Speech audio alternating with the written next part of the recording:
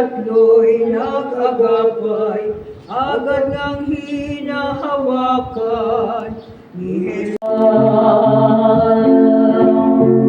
Wamay naman idala, di nakaibig mong tima. Para parang natilihan, si Jesus natin ating nang makita ng dalawa, isang anghel na maganda. Higit na walang kapara ay nangusap sa kanila, gaya riyang bigania.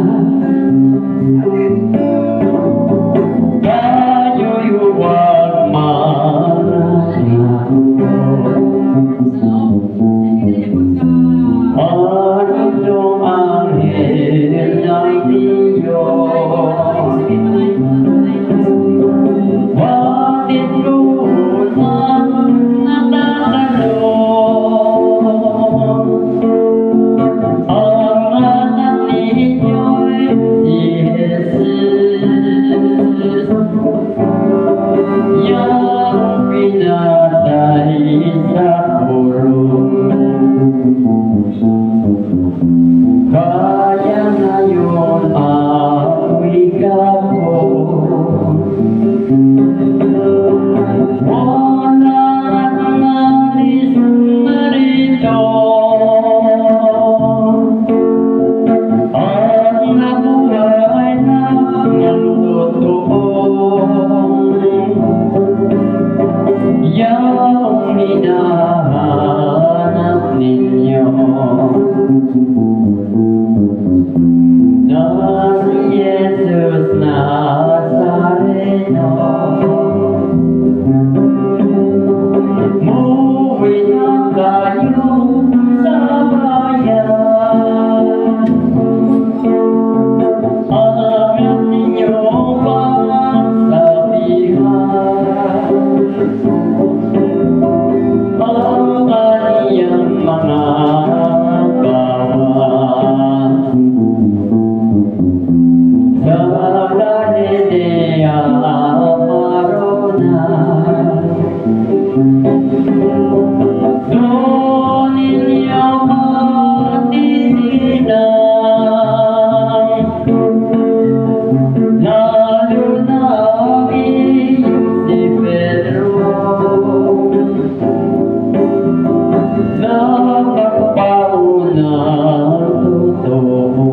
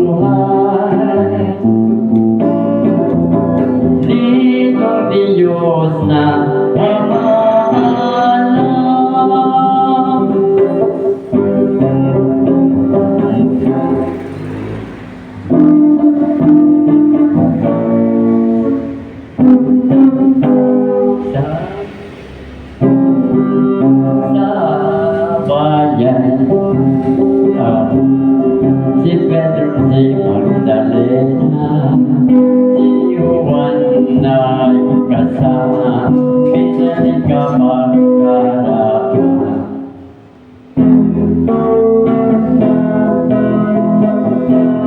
Ditong babaeng maganda, wala na nga mga katoto. Bagay na habang maestro sa libingan, galing ako at nang maniwala kayo. Ano na ang aba tayo, lumakad at nabigla na si Maria Magdalena. Si Pedro na may kasama, si San Juan Evangelista. Sa libing na tungo sila, sa libingan ay pumasok ang dalawang disipulo. Do'y wala na si Jesus at nakikitang nababalot yang sa paso mo. Sa kapilay ang sudaryo na'y tinakip sa ulo.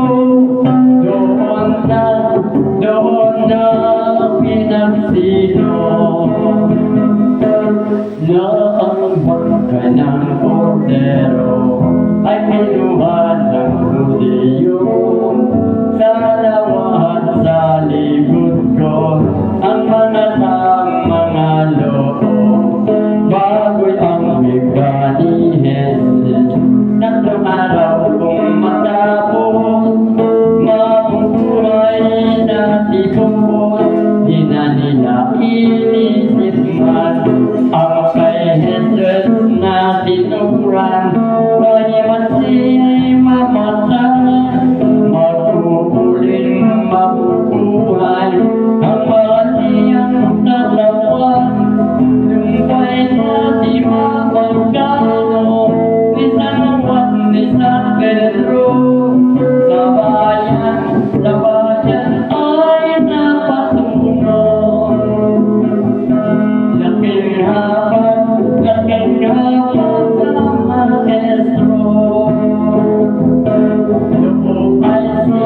Doon ay sisigno. Ngunit si Magdalena sa libingan ay tumira. Pumapasok, tinignan niya, si Jesus ay ginagita. Luhay habang sa bata, sa pagkakit at pagbuwag ni Magdalena ang may gumbay. At siya ay nilapitan at isang anghel na mahal, pinalitin ang usapan. Anang anghel sa kanila, babae ay bakit baga? Ngayon ay tumatawag ka, at iisan magbawa, ang ikalimutan ka. Ang iyong lamang Magdalena itingan, ano dito ikalumbay, ang buong ko'y pinanakaw, at kung saan iilagay. Halos di natatapos pa ang sabi ni Magdalena, lumingon ay may nakita, isang tao na nagbalya at nausap sa kanya. Anitong tao na usap, babaeng lumang mapalad. Ano si Maria, sinuliyang inala, kahinahing sinla, at hindi nga napagsino ni Magdalena si Kristo. Ang sinusiyang totoo ay ang makausap na tao, nang usap ni Magdalena, Panginoon ko Maria, kung ikaw po ang kumuha, sa buong ko aking sinta, sa akin po ipapakita. Sabi ni Jesus ay tayo, Maria, ako'y inaman mo, ako ang hinahanap mo. Di ko na mahanap ang sino, ako si Jesucristo. Ang puso ni Magdalena di naman naligaya. Maestro ko alias, sa ipahakan mo na ang mahal mo mga kaan.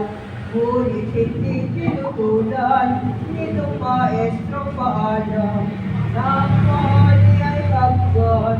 Parang iyong unang araw na may siya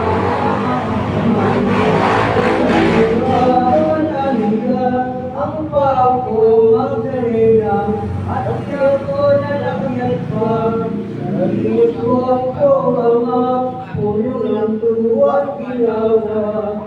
Hayop ng ika'y manaw at iyong pamalitaan ang apostoles kong tanan. Ako'y sabihin na buhay at iyong kasalitaan. Nawalan ka kung karaka, si Jesus ay binakita. Nanalimang si Magdalena, halos lumuha ang mata ng tuwa't pagkaligaya. Nang dumating na sa bayan, na malikang kaputuan, sa apostoles na tanan at mga babae nila na kaniyang kaibigan. Ang dalawang disipulo na patungo kay Emmaus, nag-uusap na umibos. Doon naman ay si Jesus, nakasabay na kisulog, at nangusap na marahan, aliyay kung anong bagay ang inyong mga usapan. Bakit kayo ay nalulumbay dito sa gitna ng daan? Sumagot na ang usap, disipulo, si Cleopas, at di mo na tatalaskan. Ako ang naging ginayas ng kababalagan niya. Aliyaon, Ali Jesus, ikaw patay sumagot. Inubaga na tatalos na iyong anak ng Diyos na pinatay ng Hudyos. Yang propetang mabait, laki sa bayan Nazaret, ito ay siyang pinili. Pusang binigyan sa akin ng Hudyong malulupi. Nang siya'y nabubuhay, ipinangakong matibay, kahimat siya'y namatay, maguliring mabuhay sa loob ng 3 araw. Sa ngayon ay ganun na araw na Tanzania, wala pang mapakilala sa pangako niya una, kaya kami nagtataka. Ang tugon ni Jesucristo, o Mama.